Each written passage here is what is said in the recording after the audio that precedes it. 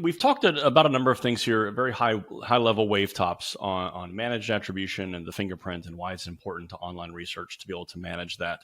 And I think we just want to wrap up here the first episode of this season, at least, with what I would call the three whats. And in this case, the first what would be, what do you need? As a researcher, do you desire some kind of isolation from the content? That is some kind of like a pair of rubber gloves, you think, of trusting or touching that untrusted content. So you may desire isolation from the content that you're browsing from a cybersecurity perspective. You may also desire anonymity or confidentiality, some way to manage your attribution and appear to be from a location or a browser or a device that you're not actually on as you're performing the research. Both those may be desirable, but it depends on your use case.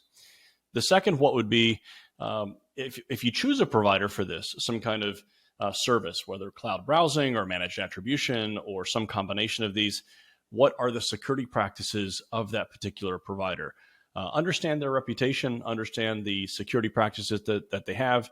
Are they SOC 2 compliant, for example, or do they have a good, strong reputation within the research community?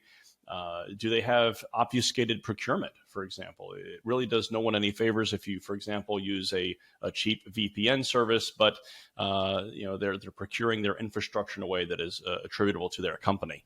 That obviously is not very helpful, and in fact can be very damaging to your research. The third what in my list of three whats would be, what level of service are you truly getting? And that goes back again to what are the processes, what are the procedures, what is the reputation. Just keep in mind that you get what you pay for. Cheapest is not always the best. I've used many different services throughout my years of doing online research, and I would say that one always seems to hold true. You get what you pay for. So keep those things in mind.